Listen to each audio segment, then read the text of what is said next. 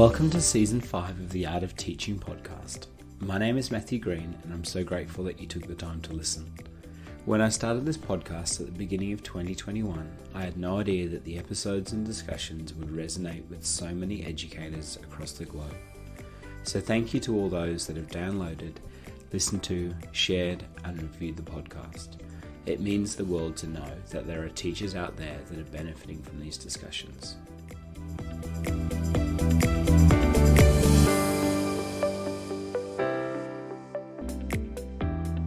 Today I have the great privilege of introducing you to Carolyn Blanden. Carolyn has over 30 years experience in both private and independent education settings. She brings 12 years of principal expertise to her role as principal of both the Fairfield and Blacktown Warakirri College campuses. Carolyn is committed to providing educational opportunities that support young people in achieving their goals to become independent and confident members of their community. Carolyn was an amazing guest, and her unwavering commitment to her students is nothing short of awe-inspiring. I hope that you get as much out of our discussion as I did.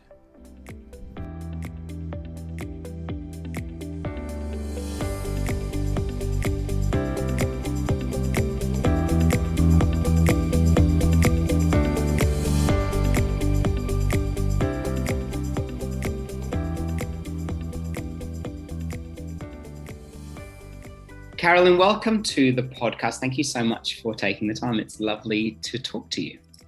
Thank you, Matthew. It's a pleasure to meet with you today. And where are you phoning in from? I'm from home. I've just come back from my walk. Lovely. It's very nice. We were walking around the waterfront and the coffee factory across the bay was roasting. So the smell of roasting coffee was coming across the golf course. So I had my shot, but somewhat differently from normal.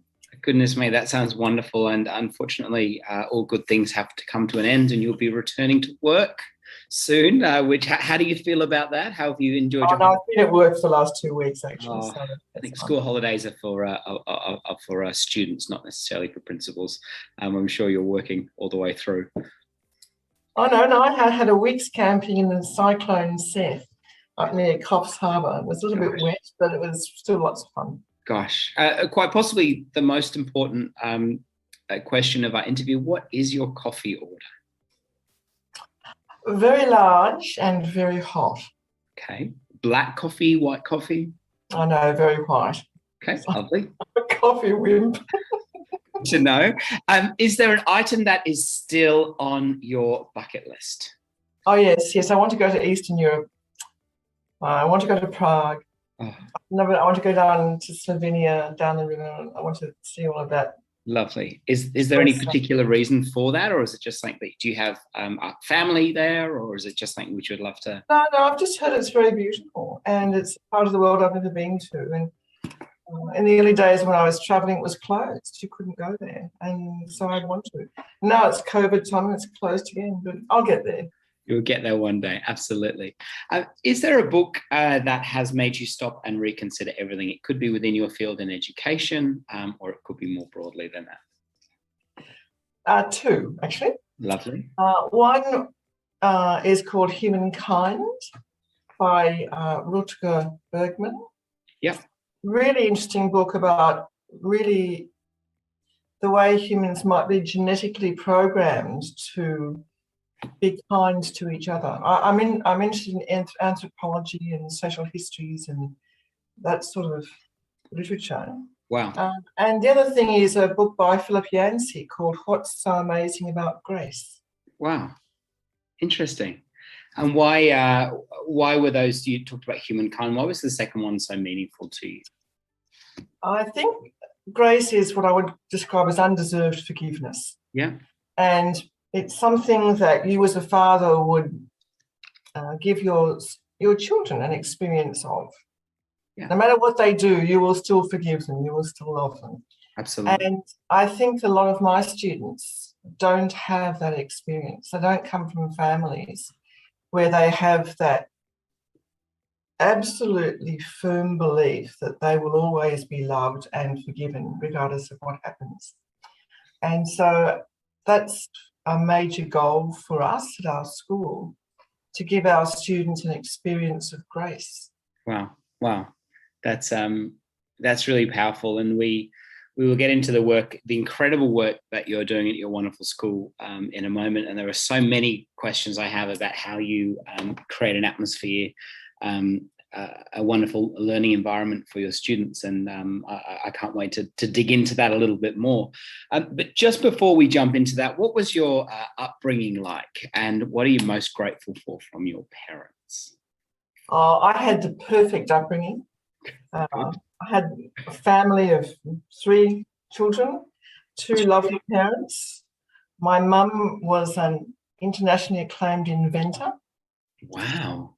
She actually also has started life as the chemist making Vegemite. So we would be driving through Eastern Sydney and Mum would suddenly tell you which was the brewery we were driving past because she recognised the smell of the yeast.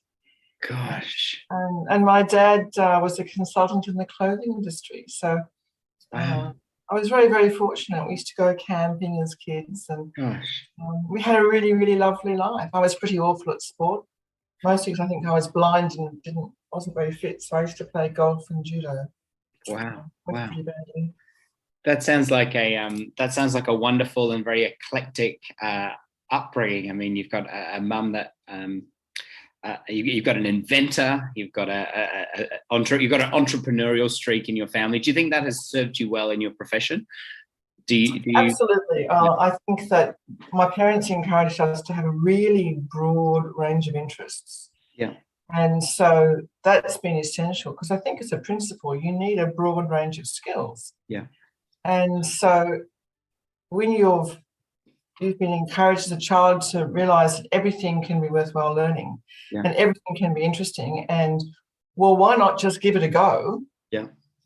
That's really good. I mean, my philosophy is let's look at the worst case scenario. If I can live with that, then I'll take the risk and go for it.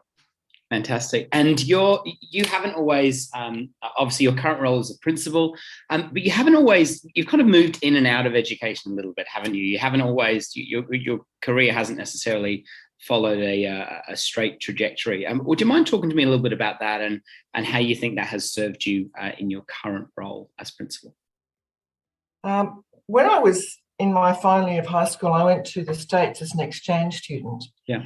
And I met a lot of people from many, many different countries. We used to go around different parts of America, and we'd have to give speeches and stay with different families and so on. So I came back to Australia partway through the year and got a job with a building society, just like a little bank. Yeah. And worked there all through my university degree, which was great because then after a couple of years teaching, I then got a job with the Association of Building Societies, and that was lovely. I was a school education officer. I used to go to many, many schools. I went to about 150 schools in the years I was there. And it taught me a lot about schooling, about the variety of schools, from little country schools and central schools, private schools, public schools. And I learned a lot about what was important in a good school. Yeah. And it wasn't necessarily the money that the students had. It was the way the teachers responded to the students and modelled to the students how to be. And so I enjoyed that. And then later I went back to school and I worked at Knox Grammar School as a teacher and a boarding house master. So I was there for 16 years. And then I went to Tara as the Director of Studies and Deputy Principal, then Meriden as Principal. And then I decided to move out again and I went to work in a consortium. So I've been involved in a $52 million construction project. Gosh. Working with the armed forces in Australia in a water resource technology project, which they were very interested in terms of their disaster relief and future land warfare. And I did some work in Taiwan at a university there, teaching Western European culture. I don't mean in a theoretical sense, I mean in the sense of postgraduate students studying engineering and nanotechnology who wanted to get jobs in Europe, in Australia and in America. Now, I'm delighted to say some of my students got jobs in Google and Nokia and all sorts of places, dream jobs in the States as a result of that.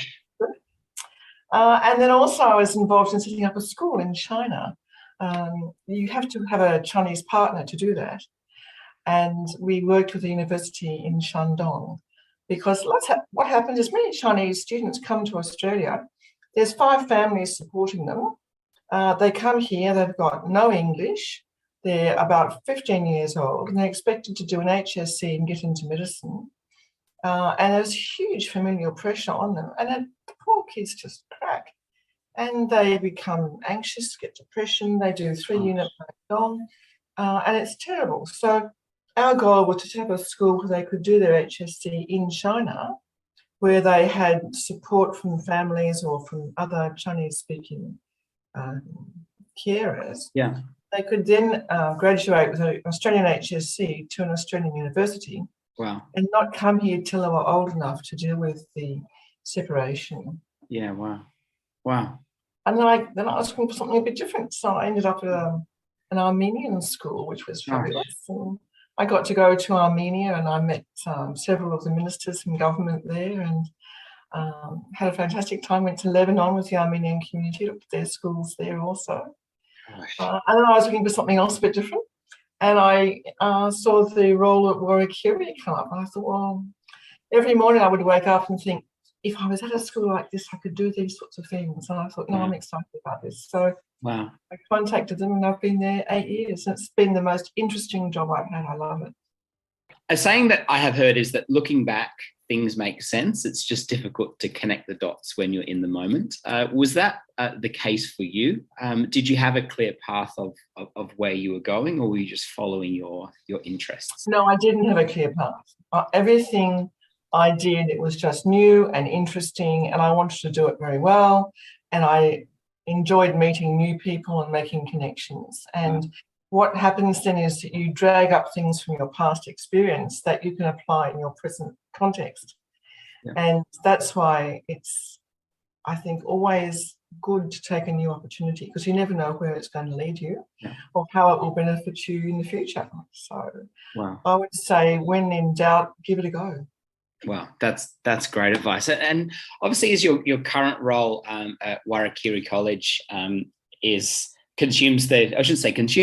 up the majority of your time and your focus. But what makes it such a special place? Oh, the students. I mean, any school is made special by the students. Yeah. We have students who are different from the ones I've met in other schools. Yeah.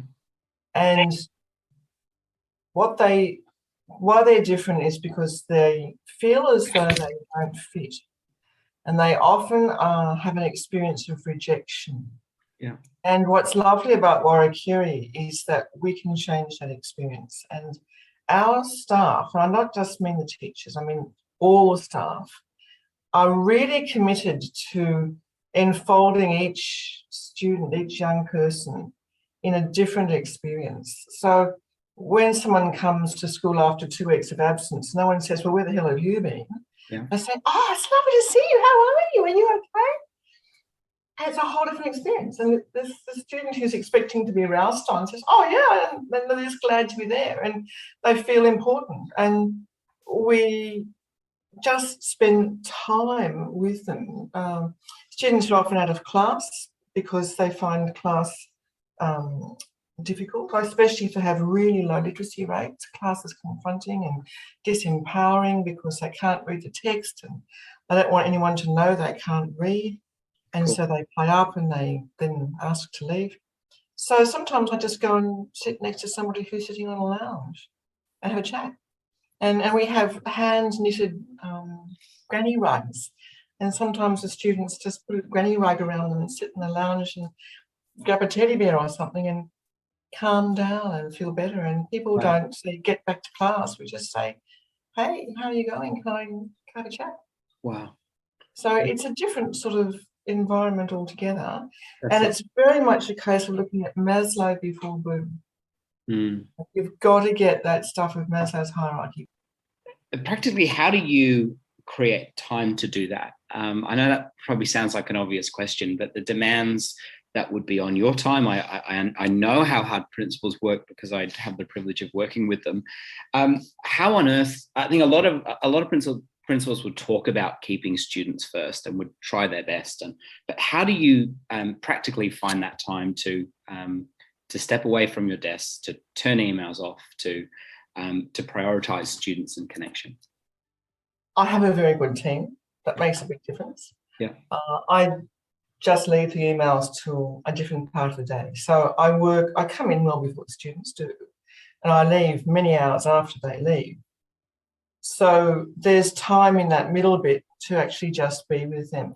Yeah. I have to say, though, it's also really, really important to just be with the staff. One of the things I've learned as a principal, I've been a principal for about 18 years in different contexts, and I used to think that the job was to do the emails and do the paperwork and all that administrative stuff. And yes, you have to make sure that's all done, but that's not the job. The really important job is to spend time with the staff. That's the admin staff, it's the facility staff, it's the teaching staff, all of them, and just talk with them. Acknowledge that they're people who are important to you, that you're going to give them time. Yeah. And there's a connection point with every one of them.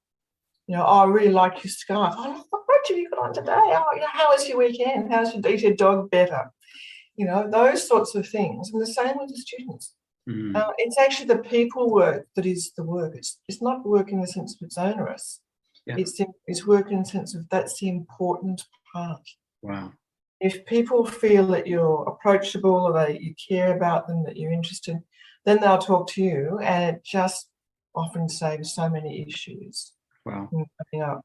And with same with the students, you know, they'll tell you what's happening in their lives. They're very open once they trust you, and that's real privilege, really. Because obviously, you mentioned that you've been working in the role for 18 years on and off, obviously in very different school contexts to your current school context. What were you like in your early years as a principal? And if you could give yourself a little bit of advice, what would that be? I shudder to think what I was like as an early career teacher. And I'm assuming, oh, goodness me. But what advice would you give yourself looking back? I think I would say it's really important to make sure you don't allow yourself to be misunderstood. Sometimes we give an impression that when someone's given us some advice that we're going to follow it. My leadership style tends to be consultative, so I will ask opinions from lots of different people. But then they get all upset when you don't go away and follow their advice because they think they gave the best piece of advice. I know exactly what you're talking about. Yes. Actually got 5 or 6 different people you've consulted, and your solution or your outcome is a blend of all of those great ideas. But then people say, well, she didn't listen. And she did listen. She just listened to a whole bunch of people. Yeah, and you just went in the other conversations. Yeah, absolutely. That's right. So I think that I would say when you're being consultative, it's important to set that context very clearly. Yeah, yeah. So people know that theirs isn't the only piece of advice. So Carolyn, Warakirri has been dubbed the last resort for students. Why do you think this is? Because we take students that nobody else will accept. Yeah. For example, we had a young girl who was married when she was in Iran. And she came to Australia and wanted to do her Year 10 and her HSC. And the schools told her she was too old and she was married, so she couldn't come to a mainstream school. And she came to us when she was about 18, and she graduated when she was 21. She's got into study health sciences at university. Gosh. And she says her big dream is to do her Master of Education and come and teach at Warakirri. And she's just recently had a baby, which is lovely. But she would not have had a chance to get an HSC otherwise. I mean, some places like TAFE will let you do that, but they're expensive. TAFE is not free for many people. And our school has no charge, it's no fees. We provide all their resources. I think the other people who come are students who sometimes have gender transition contexts, and they feel unwelcome in a single-sex school of the gender they don't think they are. or they don't want to wear a frock when they feel that they're a bloke. Sometimes there's students who've been in jail and they really aren't accepted into any school because of sort of history they have. And we've had some amazing success from young people who've had really serious crimes, but we've worked with them and they've sometimes been incarcerated and we've sent work with them. I mean, my first visit to a student in Cobham was pretty confronting. I'd never been in a jail before. It's a pretty scary place. But it was good to go and to see the young man, and he subsequently served his time, came back and got his HSC and left all his criminal friends behind, and he's doing really well. There was a while we thought he would go back to crime, but he managed to stay with us long enough that he's completely turned his life around. So I think the other group of people that come to us are young people who've got really high anxiety or mental health problems. Yeah. And we can work with them on flexible attendance and things like that. And we're actually the first independent school to be accredited to give distance education to students. A lot of kids can't get into the government correspondence school because you have to have very strong psychiatric reports. And many of the young people we work with don't have access to a psychiatrist. You know, it's expensive, or if it's free, you wait forever and then you miss the appointment. And we have different criteria. So we can take young people in a homeschooling distance education learning context, which other schools can't. And it does mean it's another pathway. So wow, we sort of take the little fish that John West rejects and we make them highly desirable little fish. Wow, that's really beautiful and really lovely to hear. Thank you for sharing some of those stories. It sounds like such a wonderful place. I mean, I was watching I think it was a news report that was done on your lovely school, and there was a really lovely student there who was in the middle of a lesson and holding a baby and learning while feeding a child, while juggling these complex social relationships that teenagers have. And I just thought it was a really beautiful picture of what is possible. I mean, there are, I guess schools are perceived as quite strict and quite rigid places, and there is a place for that, but it was so lovely to see that there is space, or you've created space within those frameworks for people to thrive. I actually got quite emotional watching it. It was a really beautiful news article, and I'll put the link to it in the show notes, but it seems like a really, really special place. Well, I think what you've got to do is look at the needs that young people have, you know. And I think they need to have some faith in themselves and their ability and their value, you know, and they need to have some hope for a future that's full of opportunity and achievement. Yeah. And they don't have that when they come to us, but they can get it. Yeah. And that's often because, you know, they haven't got that sort of unconditional, unjudgmental, sustained acceptance and love. Wow. And that's what turns people around, I think. And I think we all need that, don't we? We all need a little bit of extra grace and a bit of kindness. We're just older kids, and so it's really, really lovely, really lovely to see. Carolyn, you seem endlessly optimistic and passionate, and you really seem to love what you do. How on earth do you maintain that energy and that unwavering commitment? Do you get tired? Do you get stressed? How do you look after yourself and make sure that you are giving your best not only to your students but for those people at home? I do walk a lot. So I walk about 5 kilometres in the morning around the waterfront with the oyster catchers and the herons. It's not a bad place to walk in the morning, is it? And the coffee smell. Yeah. Oh, lovely. That's rather nice. I have a lot of friends and I have a very busy social life. So I might have 6 social events in a weekend, and I try to be at home by myself 2 nights a week, but the rest of the time I'm with friends. And I think that makes a big difference. And all my staff who are about the same age as my child say, but your social life is bigger than ours. I say, yes, well, I'm a role model. Seriously though, is that important to have a life outside of school? Because absolutely. Because I would imagine that it could take over your whole life if you're not careful. Yes, and what it does is it helps you get into perspective. Mm. And I love ideas. I love discussing ideas. I love considering ideas. And the more people you're in touch with and the more places you go and organisations you're involved with, the more you have ideas you can bring to consider. So I'm on the board of a small international charity which supports women to control their fertility. Wow. We started off when the lady whose idea it was said, our grandmothers fought to give us the vote, and our mothers fought to give us the right to access university freely. So what will be our legacy? And I thought that's a very inspiring question. And Wow. this charity now has been going for 15 years. And what we do is we provide education and birth control technology to countries where women are expected to have 15 pregnancies and die, or simply to have more children than they can feed. And you can imagine the horror of watching your child die of starvation when you had no choice about having that child and you knew you could never feed the child. Gosh. So that's something else that I do. I think you've got to work in areas where you can make a contribution, and we all find something like that.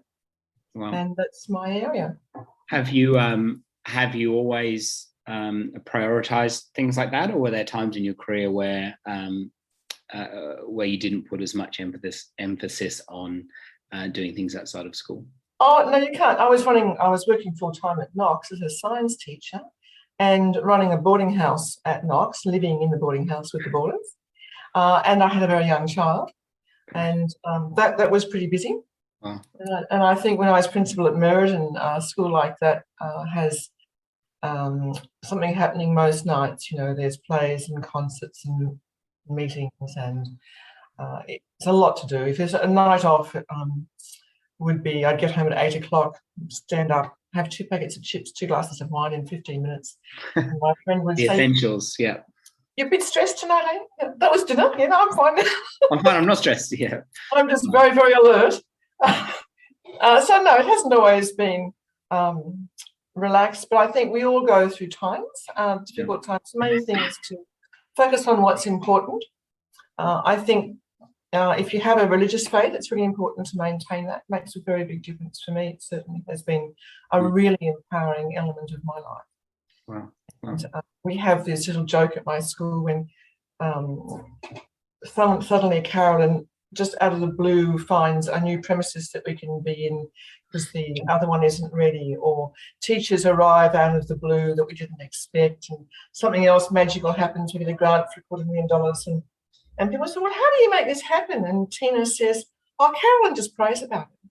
Yeah, it just happens somehow. Yeah.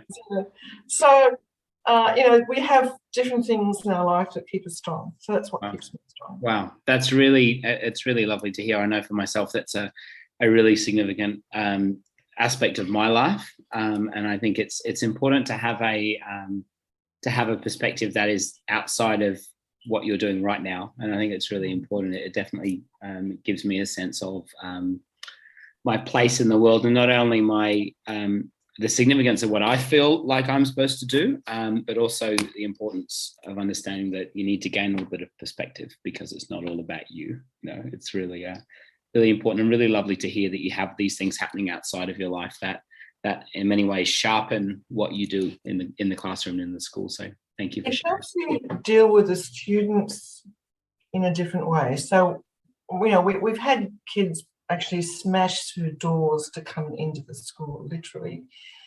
We've got a person-shaped hole in the wall in one of our campuses where someone threw somebody else into the wall. We had it fixed when the board members were coming. But the important thing is to look at what the students do and say, let's get some perspective on this. They're not bad people. They're people who are dealing with difficult circumstances, and they need some time and some care and some understanding and someone to put it in perspective. Yeah. I had a very wise tour guide who once said, few things are serious or fatal. Wow. And when you look at everything that happens in a school like ours, which can be an interesting place, few things are serious or fatal. And if everyone knows that someone cares for them and loves them and will look after them, it changes the whole perspective. Wow. Has there ever been a point, Carolyn, where you thought, look, this is too much? There's a lot going on. Do you feel overwhelmed? Sorry, probably should rephrase that. When you feel overwhelmed, what do you do to help get you through that? My current project is to set up a school or part of a school for teen parents. Too many of teen parents drop out of school. Yeah. And I was concerned this was a very big project because I was in touch with the Advocate for Children and Young People, who put me in touch with Catholic Care, and they were very supportive. And they were then putting me in touch with people in the Hope program, and I was working, which supports young parents, and Brave Foundation, which also supports young parents outside of the school context. And Warakirri was going to be the lead organisation in the consortium, and we're looking to find somewhere we can accommodate young parents. Perhaps a disused nunnery or monastery or church property would be appropriate. And it was a very, very big project. And I said to someone, you know, am I taking on too much here? Is this too big a project? And he said, well, look, when doors start to close, you'll get a message. Doors aren't closing. So, you know, if it's a big project, find supporters who'll come with you. If it's worthwhile, people will join you and they will support you. And it's extraordinary, the resources that can be made available. It is a little frustrating. You've got to work through levels of government or levels of decision making. Yes. But perseverance is all it takes. Yeah. We had the similar situation trying to set up a new school. Our fourth campus required a lot of work with the Department of Planning and Environment. And there was a regulation put in which was to help schools be easier to start new schools. And it was having the contrary effect. So with support, we've been able to get a change in the legislation through the minister. Amazing. So other schools like ours can now open up without the red tape, without 2 years of going through ministerial decision making. Yeah. And it's just a case of people being able to see what's the goal, what change has to be made, who can support it and lobby it, and you can get there. It's good. Just persevere and bring people on side, and you will achieve what you need to achieve. So if somebody says something can't be done, is that a challenge to you to show them that they're wrong? Some cases, maybe.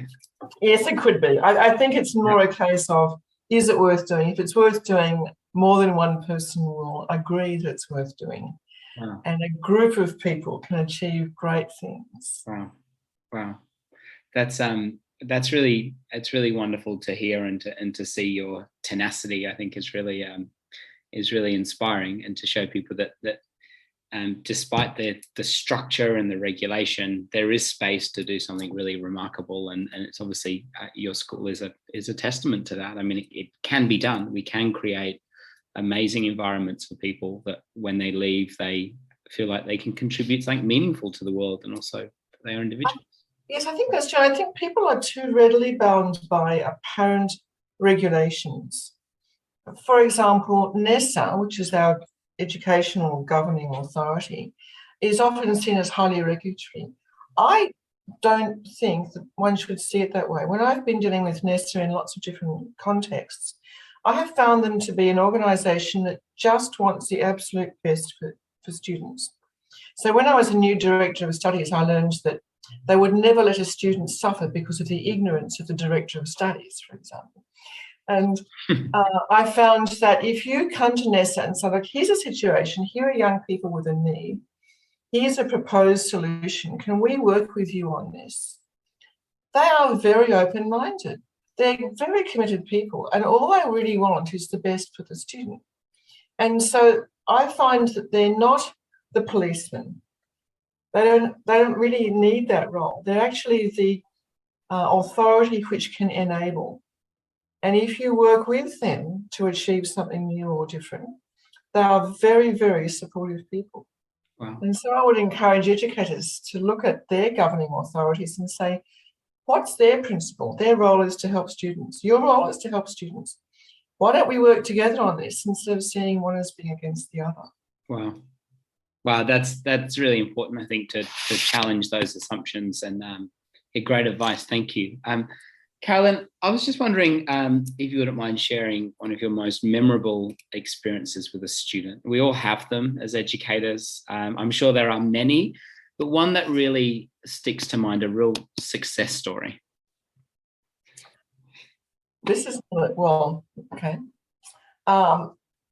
This is one of those low-key stories. It's not what you're expecting, but okay. I'm sure it will exceed my expectations. At the end of year 8 or 9, yeah, I was talking to each student who would come up and go through their book and talk to me about their year and show me through their book that they'd been working on throughout the year in my science class. And this lovely young man called Jason, who was about 14, looked at me, and we were in about, I would say, the 6th or 7th graded class down. He was in about class 6. And he looked at me very seriously and said, being in your class has made me realise that I'm a lot more capable than I thought I was. And now I know there's so much more I can achieve. And I was deeply shocked because wow. He said this very seriously, and it was clear that he had undergone an enormous change in that year. And I was shocked because I hadn't noticed. I hadn't noticed what I'd done that had made the difference for him. I thought he was a lovely young man. He was a good student. I enjoyed having him in my class. And something had happened for him in that class that I didn't know about, which had changed his whole perception of himself and his ability to teach. And it made me realise that as a teacher, we have to be incredibly careful about what we do. Yeah. Because we have influences well beyond our control, but we also have influences that we don't recognise at the time. So, you know, if we're not careful, we can have an influence for bad as well as influence for good. Wow. We can hurt people and not mean to. In this case, apparently I'd supported him and not meant to. I mean, I was accidentally supported him. And wow. 10 years later, I was in a restaurant and he came over and spoke to me and dragged me over to meet his family. And it was obviously still a big deal for him. And I think for me, I chose between medicine and teaching, and I chose teaching. I think doctors do an amazing role, but I think teaching is more important because what we as teachers do influences the lifetime of the person. Wow. It helps them frame who they are. It helps them frame, are they going to go forth into the world as someone who can make a difference in a positive way, make a positive contribution, and be a well-adjusted human being with a quality of life, or not. And we have that power, and it's one we need to use wisely, and one we must value. And I think we are very privileged to have that opportunity. Well, I couldn't agree more. It's a wonderful privilege, and I think one of the things that I realized early on in my career is that there is no such thing as a throwaway comment, because your words are really powerful, and it's an incredible privilege, and especially now as a dad to young children. Like, I understand the significance of handing over your most precious possession, if you like, to somebody else to help raise, and it's so important and such an incredible privilege to get to do that. I mean, what an honor to get to help to shape the lives of young people, and something which I never want to take for granted. I never want to think is normal. I always want to be in awe of that opportunity to get to shape people, because there's nothing more important. And I think that every day in our school, hundreds of parents kiss their kids goodbye in the morning, and they expect me to do my job and look after them. And that's an incredible honor, an incredible privilege. It is. It came home to me particularly when I was running a boarding house, where parents would give up their children for months on end to the school. And sometimes I was the teacher, but I was also the housemaster. Yeah. And you're with those young people from 7 o'clock in the morning until 9:30 at night. And if they're really naughty and they're running around the dormitory, a lot later than that. Wow. But it's a big deal. And really you have to be the parent. You have to be the person. I remember seeing one little boy in bed crying, and I didn't know what to do, so I just gave him my 2-month-old baby and said, "Here, hold the baby." And he completely changed, because then he had to look after the baby. It wasn't him that could be homesick, he had to care for the baby. And then one little kid says, "Miss, do you have any string?" And she's like, "Yeah, what do you want it for?" And he said, "Oh, I want to tie it around my tooth and tie it to my cupboard door so I can slam the door and pull my tooth out." Right, no, I don't think we do that. I don't think we have any. We've run out of string. Yeah. Yes. Why are you crying? Are you upset you're missing your family? And the kid says, no, I'm missing my horse. And wow. All you can do is sit there and give him a hug and say, "Yeah, I can understand. I miss my dog. I understand." Wow. So it's a very privileged role. We're very fortunate to be able to have it. And I think anyone who chooses teaching makes a wonderful decision. Absolutely. I couldn't agree more. Carolyn, it would be amiss of me to ask you about the ongoing pandemic that we are all involved in. Who knows how long this will last, but what do you think it has taught us about the work that teachers do and also the role of schools? I think that parents suddenly realise that teachers don't have a really easy gig. And parents have suddenly realised that homeschooling isn't all that much fun, and they appreciate what teachers do a lot more. So we have found it much easier to work with parents, just because they're more responsive and more appreciative as a result of no longer having to do homeschooling. I think that when I'm very old, and when online learning was first a possibility and everyone thought, "Oh, wow, we're going to do this, there will never be a role for schools," I was always a bit cynical about that, because I thought, no, schools really aren't a place where you learn how to do maths and how to write an essay. Schools are a place where you learn to socialise and where you learn to deal with other people and to work in teams and collaborate and communicate, and all those important skills to become a functional adult in the community. And so the socialisation role of schools, the social teaching, is an incredibly valuable part. And I think the learning from home periods that we've had have really heightened people's awareness of the need for students to be in schools, interacting with other people, with their friends, and other young people, and with other adults, a variety of adults. And you see students who will behave one way for one teacher and a different way for a different teacher. And that's what we need to do in the world, isn't it? We all have different contexts in which we have to operate. And schools teach all those sorts of things. We have a very active outdoor education program at our school. And we take kids on camps. They've never had those experiences. Kids in wealthy schools do, but not schools like ours. So they love it. And they're terrified of it. And they come back and say, "I'll never do that again." And then they put their hand up for the next camp and the next one, because they suddenly realise that being out in nature gives them such affirmation, and it gives them a chance to see more about themselves and find another area in which they can be competent and make friends. And so all of that being curtailed by lockdown has been a really big loss to students in terms of learning opportunities. I know that I obviously, having 2 lockdowns in Sydney, I was in 2 different schools in 2 very different school contexts. The first one was a school in Fairfield, so quite a similar context to yours. And the second one was in a more affluent area. And seeing the different experiences going online in both schools was very interesting. How did you deal with your diverse school community? Sorry, how did you go online with your diverse school community during lockdown? Was that a challenge, or how did you handle that as a school? Yes, a lot of our students didn't have computers, so we loaned them computers. We had to organise internet for some students. We also had to do the paper booklets. Teachers were dropping off booklets and picking up booklets. And sometimes we had to do a lot of phone support. So our teachers' aides were phoning students every day and working with them. We used Canvas to do online conferencing. And we actually had someone ring every single student every single day just to make sure they were safe.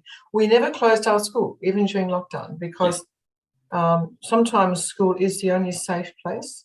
Homes can be too full of drugs and alcohol, parents who are resentful not being able to go out, and domestic violence. And students needed to be able to escape some of those environments. Yeah. And so we had to remain open all the time. And we had up to 25% of our students come right through lockdown every day. Wow. I think it's a real testament to your school being such a safe place, a place where students can go to and feel valued and known. And sadly, that wouldn't always be the case at home, but I think it just emphasizes the importance of what you're doing in creating that lighthouse for the community, which is really wonderful. So thank you for everything that you're doing. And Fairfield Southwestern Sydney has such a special place in my heart. I'm very aware of the diversity and also the wonderful opportunities. So yeah, thank you for everything you're doing. And I was just wondering if you had any advice for new teachers as they begin to look ahead at 2022. On my very first day in my very first school, the principal got up in front of us all and said, and for those of you who are new, the advice is don't smile till Easter. Okay. I would not give that advice. I think that it's important. I have heard that advice as well, and I thought, yes. I don't know if I want to. No. I think the important thing is to be aware that relationships are what will make you or break you as a teacher. And to build relationships with your students is vital. It doesn't mean come to their level and be their friend. They don't want that. What they want is a friend who's not at their level. Yeah. They want a friend who is older, a friend who might be wiser, a friend who is more stable, a friend they can come to when they want advice. But they do want someone with whom they can have a relationship, someone who's genuine, who does what they say. Whether that's, if you do something good, I will give you the prize or the present, or whether it's if you do something bad, I will employ this sanction, I promise. Yeah. You've got to just do what you say. You must be consistent, you must be fair, and you must do what you say, because if they see you renege on the bad, they'll think you'll renege on the good. Yeah. So consistency, calmness, and relationship, I think, are important. And smile. Goodness me. Would you make them feel you're glad to see them? Would you give that same advice for new school leaders? Smile, be consistent. Absolutely. Yeah. When I was first a principal, I had two nicknames among the girls. One of them was Smiley, and the other one was the Queen. I'm not quite sure how to take those. I think I've been called annoyingly optimistic. So probably in a similar way, you're not sure how to take that, but you think it's a compliment. Not too sure. Yeah. Oh, well, it was when someone says, can I borrow your robe because I'm going to play you in the sixth form review or the year 12 review. Then you begin to see what they think of you. And it was quite nice. I was actually quite happy about it. Lovely. Good to hear. I think there could be worse nicknames. Worse things that you're called. Yeah. Yes. Carolyn, what currently has your attention? What are some of the big things that you are trying to do in 2022? I think the growth of the alternative schools sector is really important. I think it's really important that we have opportunities for kids who just don't fit the mould. Yeah. And so I'll be looking at support. I've set up a group of independent schools, which are alternative schools, and we have a conference. We try to do a conference every year. COVID has stopped that. We've hosted the first one at Warakirri in Blacktown, and then Youth Off the Streets hosted one, and now a school in Bathurst is going to host one, school set. But we try really hard to provide professional development for very small organisations doing a very good job with kids who don't fit in the mainstream. Oh. So growth of the alternative school sector, I think, is important. My main focus at school is a research project I'm working on with La Trobe University to identify ways we can help students in stage 5 and 6, so students who are 15 plus, to become literate. we found that only 20% of our students have a reading age of 15 plus. And in one of our campuses, 4% have a reading comprehension age of 15 plus. And all our students are over 15. So it seems to me that many of them are our students. They have dropped out because they can't interface with the curriculum. They can't access the texts. They can't do the work teachers expect them to do. So they play up and get thrown out of class, or they just don't come to school. Yeah. And then they become further behind and they don't come to school because they're further behind. It's a horrible, disempowering place where they are afraid of looking stupid, and they're not stupid. Yeah. So we're looking at a 2-year research project working with a speech pathologist to test every single student across 2 campuses. One's a control group and one is the intervention group, and develop individualised literacy intervention strategies so that these young people can leave our school more powerful, more able to cope with the demands of being a citizen in the community. What a wonderful research project, and I can't wait to hear more about it. It sounds wonderful. Just a couple more questions, if you don't mind. What would you like your legacy in education to be? When you look back on your diverse and vast career in education, what does your legacy look like?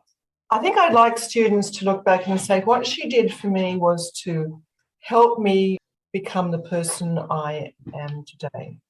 She gave me a chance. She inspired me to go higher. She changed my aspiration from survival to achievement. And she made me realise I was valuable and worthwhile. And I think that's what I would like. People sometimes say, if you could have a dinner party with anyone you like, who would you have as your guests? And the answer is my students. I want to see them down the track. And it's absolutely fabulous when you meet someone in the lift and they say, did you ever teach Esquire Girls High? Yes. And then you learn their story and what they've done and who they are and what they've become. And it's such a celebratory time to see the young person you knew at 15 and here they are at 40 and wow, look at this. Wow. That's what I would like to have as my legacy. Lovely. Well, I think you are well on your way to achieving that legacy. It's really lovely to hear that you'd like to be surrounded by former students at a dinner party and just hear their stories. I think it's really powerful. Final question, Carolyn, where can we find out more about you and also the incredible work that your school is involved in? We have a website, which is warakirri.nsw.edu.au, and there's lots of information there. And there's also some videos on that website which show some of our students being interviewed. And I think that anyone who's interested would learn more from listening to the students and listening to me. Great. Okay, fantastic. Well, Carolyn, I'm so grateful that you would take the time to talk with me today. Your school is a constant source of inspiration, and it's really lovely to spend a few moments today talking with you and hearing your heart for your incredible students. So thank you so much for taking the time. Well, thank you, Matthew, and thank you for your contribution to education by having these podcasts so we can all learn from each other. We're a community and it's great to be able to share and learn from each other. So thank you for this contribution.